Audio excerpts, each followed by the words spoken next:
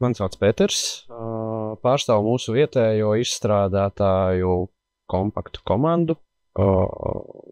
Kopš 2011. gada esam darbībā. Sākotnēji bijām ilgstoši tehnoloģisks partners dažādu interesantu risinājumu izstrādē, netipisku, bet laikam ejot,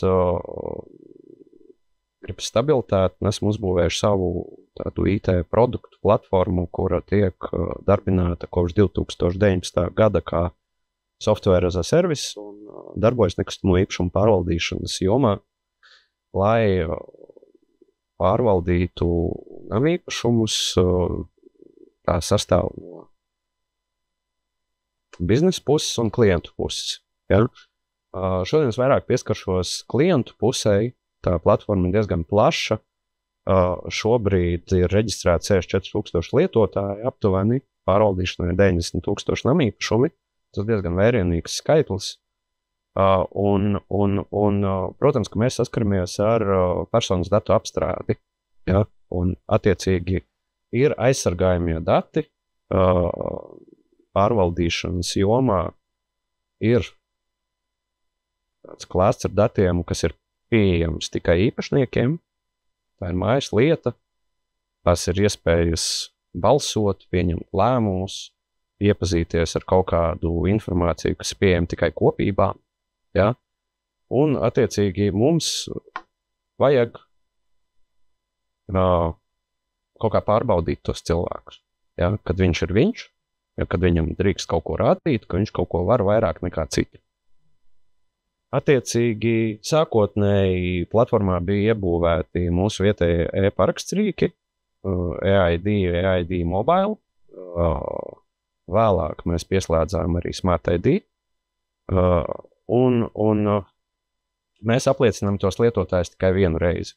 Ja?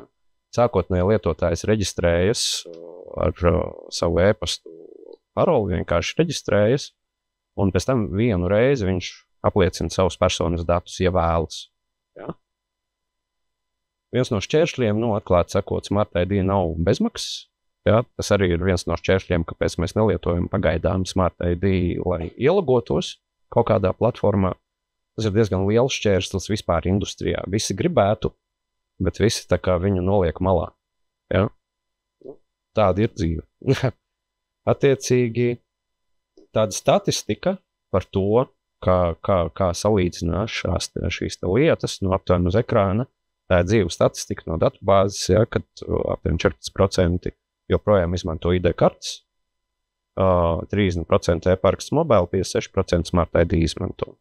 Ja. Tas ir par personas datu apliecināšanu. Jā, esam laikam viena no pirmajiem, kas ir integrējuši Smart ID Plus. Bija interesanti.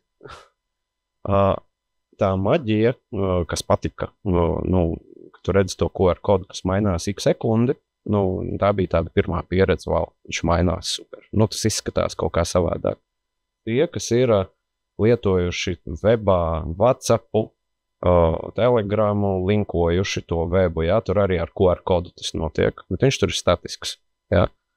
Šeit viņš nav statisks, un tas ir reāli droši. Es nezinu, kā iztur backends, Smart ID backends, kad viņu tur katru sekundi rausta. Ka tur raustīšana notiek. Bet tas strādā. Tie, kas ir lietojuši webā, mēs esam pakrājuši statistiku, jālieto, jāskanē, jātaisa vaļā un liecina ar to, ko ar kādu lietotāju to izmanto. Kad mēs apliecājamies mobilo tālruņu un aplikācijas lietotājiem, kā tad ir? Saka, mēs vienmēr domājam, ka tā arī bijis. Viņi nepamanīja to, ka viņiem vairs nav jāievada tas personas kods.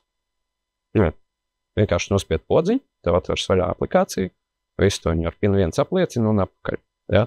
No tehniskā viedokļa, integrācijas tehniskā viedokļa, web-to-app flows, viņš var vaļā browserī jaunu tabu.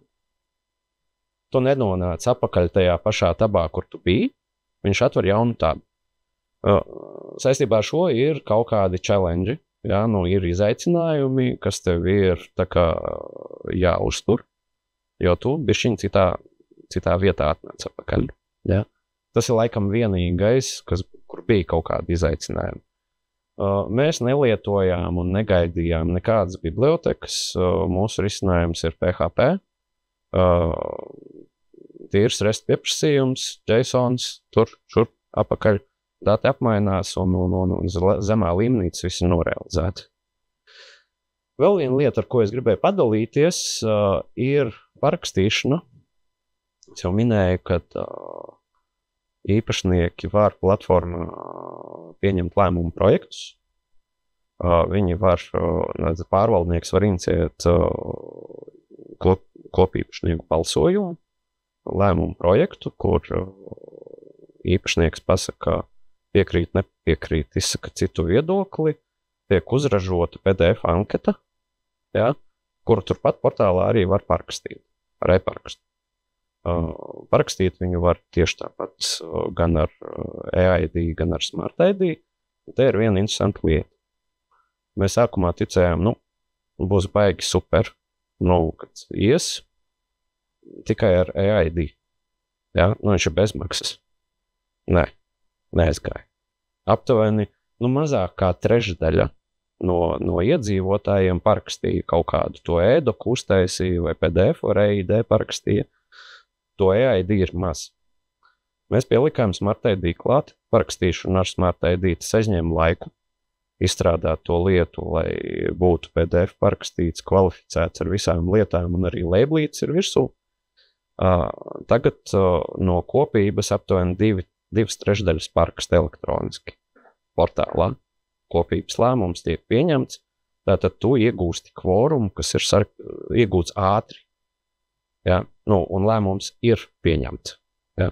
Tātad, tas bija tas foršais stāsts, kad kopā dažādi parakstīšanas rīki sasniedz to mērķi, ja, kam tā e-parakstīšana vispār ir domāta, un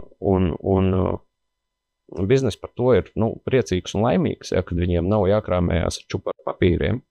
Ja. Tiecīgi. Īsumā viss labprāt atbildēšu uz jautājumiem. Jā, varbūt interesanti arī, cik ilgā laikā integrējāt šo risinājumu un cik cilvēki varbūt pie tā strādāja? Strādāju es un strādāja viens no vadošajiem izstrādātājiem, aizņēma 3-4 dienas. Jūsu platforma Latvijā tikai strādā vai arī ārpus Latvijas kādās valstīs? Lielākā mērķa ir Latvijā, bet ir arī atsevišķas iestrādes arī ārpus Baltijas valstī. Man varbūt tad vēl viens jautājums. Iepriekšējā prezentācijā tur minēja kolēģi, ka tā kā vēl nekur nestrādā šis Smart ID Plus, bet te tā kā jau strādā. Tā kā jau strādā. Jā, tas ir reāli, viņš strādā. Jā, jo daži integratori Relying Parties izmanto Java libraries, un šeit ir tas gadījums, kurš neizmanto Java libraries. Neizmantojam, jā. Libraries. QR code cik ilgi darbojas? Cik ilgi viņš ir derīgs? Man vajadzēs Natālijas palīdzība. Tur patiesībā ir tā, ka katru sekundi tiek pieprasīts un mainās QR kods, un minūtes laikā tā pingošana pārtraukst. Tev ir Nē. Minūtes reizes sekundē, QR kods atjaunojas, viņš ir cits, ja? un viņš skrien aptuveni minūti, ja? Pēc tam tev sesija pārtrūks, tev jānospiež podziņa, lai atkal viņš sāktu skriet. Tā. Natalia, we have a question about dynamic QR code. What is the session time? Yes, actually session time is 2 minutes, but QR code should be dynamically changed. We at the moment suggest 1 second, but it's up to Relying Party to configure it. And we also now we'll start to gather statistics, and maybe we can correct these suggestions later when we have more integration done, and we can find this optimal number. But yeah, so now it was suggested in documentation 1 second, every 1 second QR code changes. But for 2 minutes, the session time is 2 minutes, yes. What happens if you use your camera to scan the code?